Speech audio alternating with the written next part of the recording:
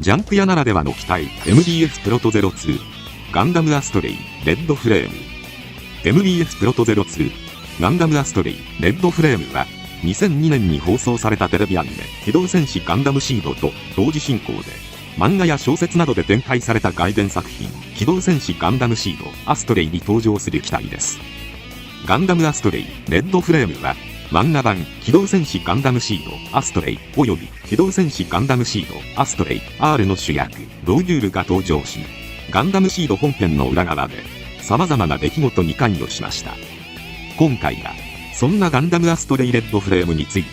解説させていただきます。王道ばかりが道じゃないぜ。機動戦士ガンダムシードの世界ではナチュラルとコーディネーターの間で戦争が起こりましたが、その中においてナチュラルやコーディネーターなど関係なく共に手を取り合い生きている世界がありました。その一つがジャンク屋です。ジャンク屋は破壊されたメカを回収し修理することを生業とする民間の職業で、ここではナチュラルとコーディネーターが協力し合い共に仕事をしています。戦争によって生産が追いつかないほど破壊が行われていたので、ジャンク屋は需要が高い職業となっています。ローギュールはジャンク屋ギルドの一員で、ジャンクであれ武器であれ全てのものを大事にするかなりのメカ好きです。そしてナチュラルではあるもののコーディネーターへの偏見はなく、曲がったことが嫌いな熱血漢であり、自称宇宙一の悪運を持つ青年です。またロウは宇宙で漂流していた戦闘機から発見した人工知能搭載コンピューターのハチと基本的に行動しています。ある時ロウはジャンク屋ギルドのチームで行動していました。そして行動を共にする謎の美女プロフェッサーが昔からの友人であり、オーブ連合首長国の国営企業として兵器などの開発を行っているモルゲンレーテ社の研究開発員エリカ・シモンズからオーブが秘密裏に開発しているモビルスーツの情報をリークされます。この情報をもとにロウたちはオーブが開発したモビルスーツを回収するためオーブのコロニーであるヘリオポリスへ向かいます。なおこの時のヘリオポリスはテレビ本編ではクルーゼ隊により新型ガンダム4機が奪取され崩壊して間もない頃でした。ヘリオポリス内を探索するロウたちは金色のモビルスーツの右腕を見つけ、その後2機のモビルスーツを発見します。それはアストレイレッドフレームとブルーフレームでした。2機を回収しようとするロウたちでしたが、その時アストレイの破壊と見たものを消すという任務を請け負う傭兵村雲がイカ率いる部隊サーペントテールがやってきます。ロウは何としてもアストレイを渡さないために同行していたリーアム・ナーフィールドと山吹キサトにレッドフレームの運び出しを頼み、ロウはブルーフレームに登場して対抗しようとします。傭兵との実力差でブルーフレームは奪われてしまいますが、ガイたちの状況が一変したのでその場を乗り切り、ロウはレッドフレームでガイたちの手助けをします。その後結果的にジャンク屋の船を助けてもらった例としてブルーフレームをガイに渡し、ロウはレッドフレームを手に入れました。かっこいいじゃねえか。ガンダムアストレイはオーブのモルゲンレーテ社が極秘に開発した機体です。コズミックイラ70年、オーブはザフトの主力モビルスーツであるジンを解析しており、モビルスーツのシステムや構造に関する技術力を有していましたが、武装、装甲剤、特殊技術といった点は地球連合に一日の長がありました。そこで両者のメリットが合致し、初期 GATX シリーズの共同開発が始まりました。その中でこの開発を請け負ったオーブ5大氏族の一つサハク家は地球連合の技術を手に入れ、自国のモビルスーツに動揺することを独断で決定しました。こうしてヘリオポリスでは GATX シリーズ開発の裏側で王道ではないという意味を持つアストレイのゴールドフレーム、レッドフレーム、ブルーフレームの3機が密かに開発されることになりました。モルゲンレーテは高い攻撃力を持つビームライフルとビームサーベルの技術を盗むことに成功しましたが、ブラックボックスであったフェイズシフト装甲は解析することができませんでした。そこで軽量軽装甲対弾性能の劣勢は運動性能の優勢をもってこれを補うという、いわゆる当たらなければどうということはないという基本設計思想のもと、軽量な発泡金属を使用し、さらに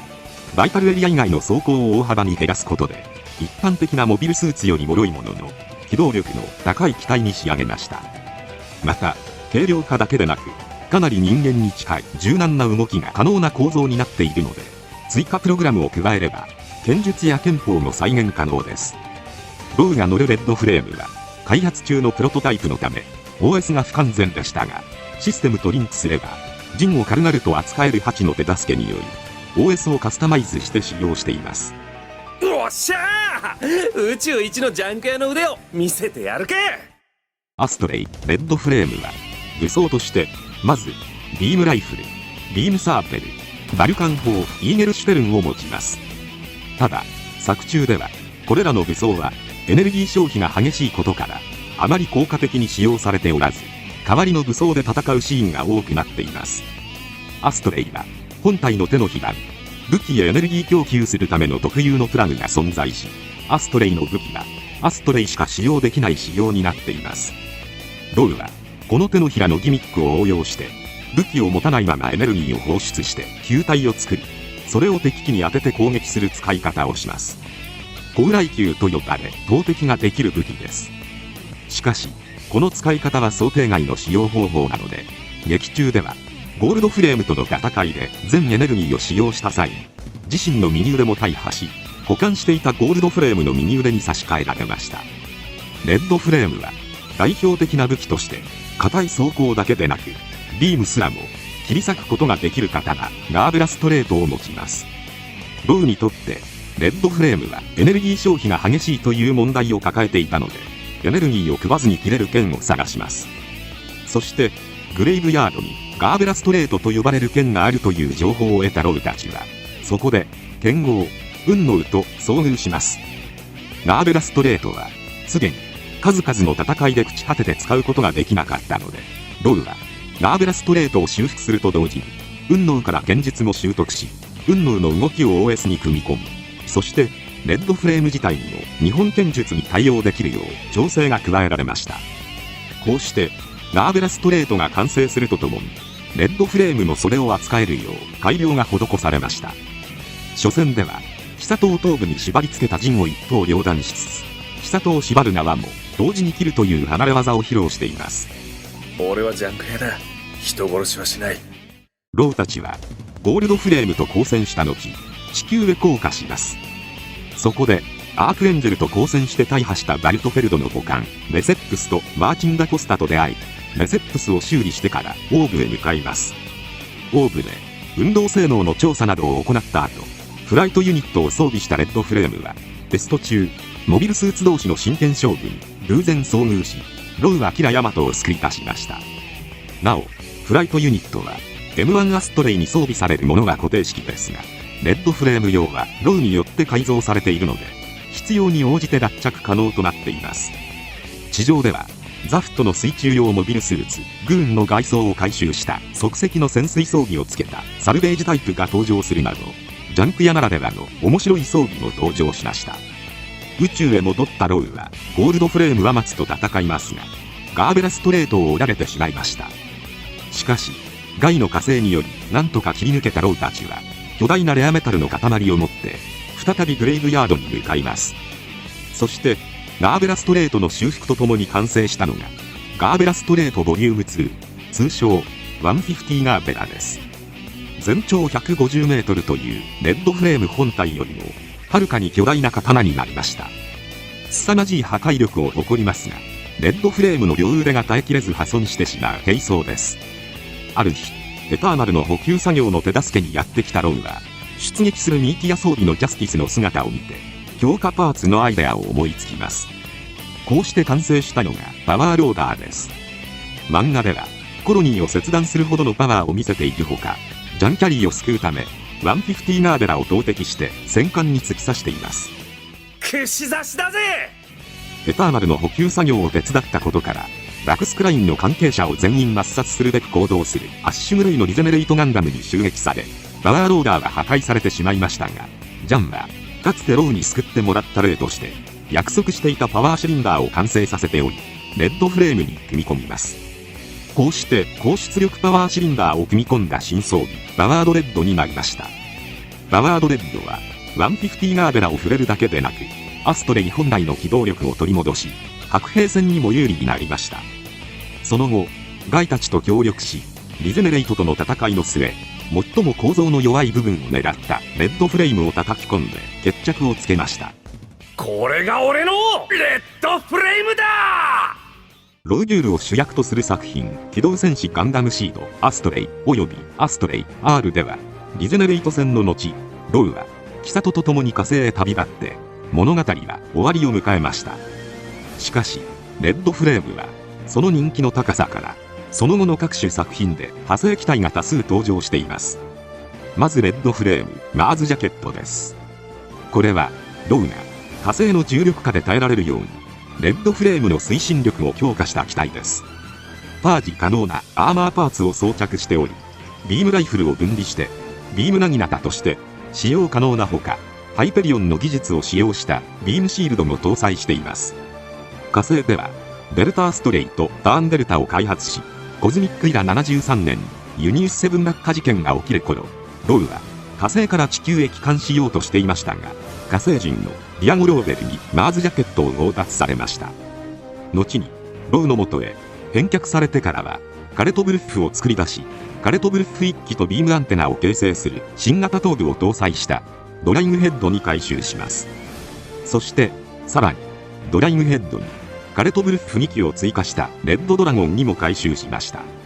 こうして2度の対戦を渡り歩いてきたレッドフレームのさらなる改造はとどまるところを知りません。ある日、オーブが所有する宇宙ステーション雨の実柱の暴走を食い止めるためにパワードレッドで雨の実柱の回転軸に150ガーベラを突き刺しますが、150ガーベラは粉々に砕けてしまいます。そこでロウは150ガーベラの塚を利用して片側を高波ビームシールドアルミューレルミエール、そしてさらに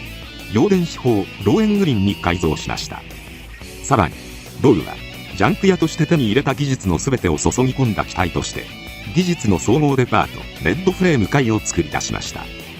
ブルーフレームセカンド L のタクティカルアームズを発展させたタクティカルアームズセカンド L を持ち、様々なフォームに変形します。またターンデルタのパーツを組み込んだことでストライクフリーダムやデスティニーに搭載されたエネルギーシステムボバチュールリミエールやロウが使用する気のないミラージュコロイドウイルスも搭載し、周囲のエネルギーを吸収することもできます。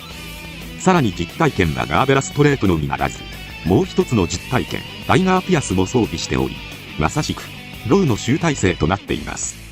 レッドフレーム回全部盛りだ。これ以上は逆さにしても何も出ないぜ。余談ですが、レッドフレームはアニメ「機動戦士ガンダムシード」の初期オープニングでワンカットだけ登場します。 HD リマスター版では削除されており、レッドフレームはアニメ劇中に一切登場しませんが、漫画で登場して以降各種作品で活躍し続けています。新作「機動戦士ガンダムシードエクリプス」の時間軸であるコズミックイラ72年は火星にいるはずのロウですが、意外と多少のゲスト出演や新武装の提供をしてくれるかもしれません。 G ガンダムを彷彿とさせる何でもありなアストレイシリーズはこれからの熱い展開を見せてくれるのではないでしょうか。さてお次はどの機能をテストするかな。今回はこれで以上となります。チャンネル登録されるかはお任せいたしますので、もしよければもう一本動画を見ていただければとても嬉しいです。最後までご視聴いただきありがとうございました。